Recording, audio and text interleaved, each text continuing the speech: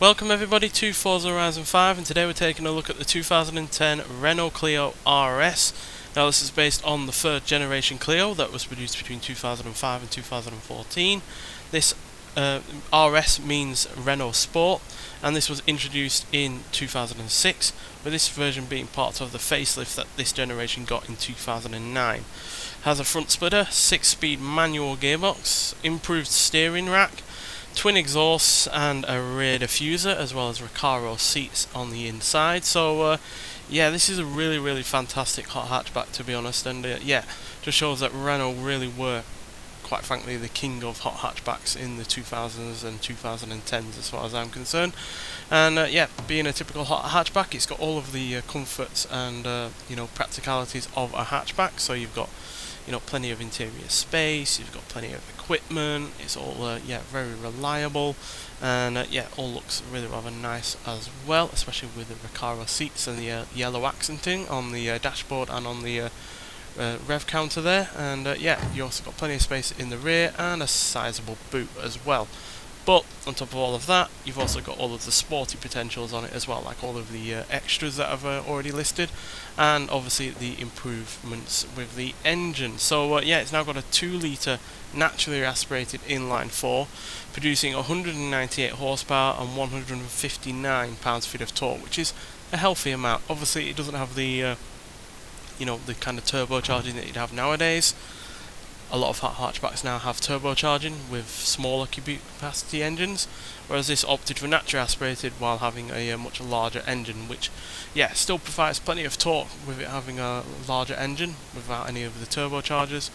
But obviously also not having a turbocharger means that yeah, it's not technically all that efficient or all that great in terms of emissions, but it also means you don't get any turbo lag from being in the wrong gear or the wrong rev limit or rev part of the the engine torque range or anything like that. It's yeah, it's all there no matter what. So yeah, and it's really rather a responsive engine as well.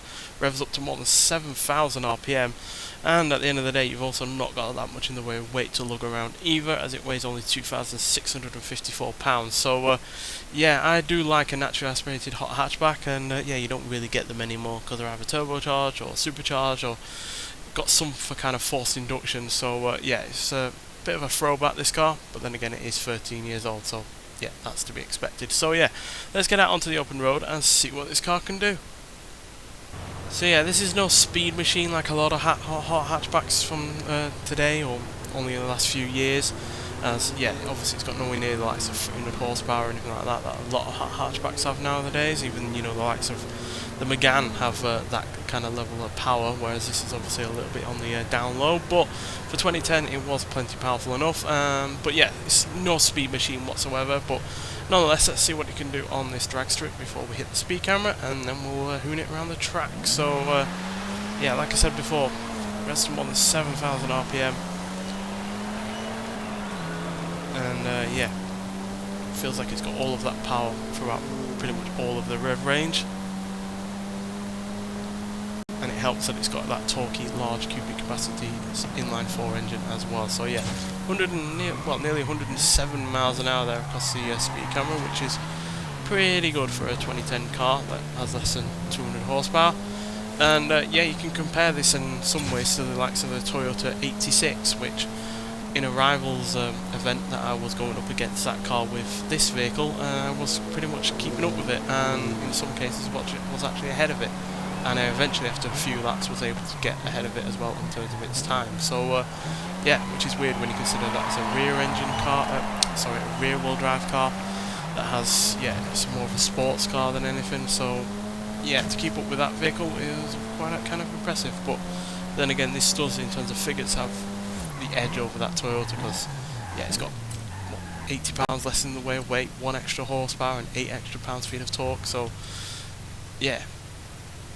But dynamically, obviously, it's a little bit worse, because obviously it's got a lot of weight up front. 63% of the weight is up front, whereas the 86 has 55% of its weight at the front. So yeah, but we were eventually able to beat it, and yeah, overall a really good car in terms of stats, speed, handling, acceleration are all fairly solid. Braking is decent, and it's actually apparently better than the Toyota 86, which is 3 years newer than this, and yeah, the launch is decent as well. Obviously, it takes a little bit of practice to get this off the line in a quick manner, being a front-wheel drive car with a fair amount of torque and power. But once you do, it is yeah, reasonably quick off the line. But yeah, as per usual, let's take a listen to the car first, and then we'll talk about it some more.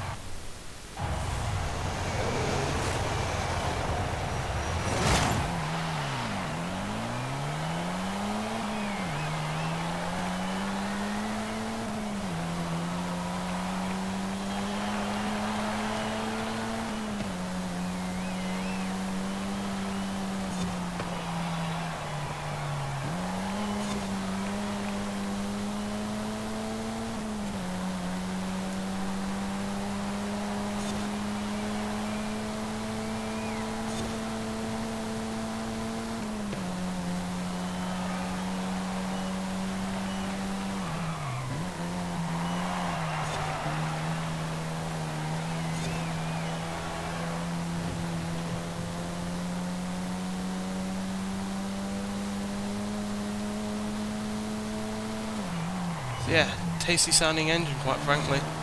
Not the best sounding naturally aspirated inline 4 engine I've ever heard, but hardly the worst either.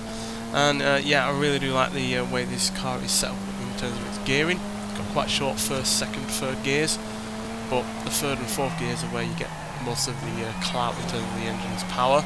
As yeah, it really does pull in third gear, as you can see. And it pretty much maintains that in fourth as well, keeping it above 6,000 RPM. So yeah, and the acceleration, although again not class leading, even in 2010, still reasonable as well. 0 to 60 is 6.617 seconds, 0 to 100 in 16.718 seconds, and it'll go into top speed of 140 miles an hour, which again is reasonable. There are far slower cars out there that have far more power, quite frankly. So yeah, pretty good in terms of the top end speed, and like I said, the mid-range clout in this is really rather good.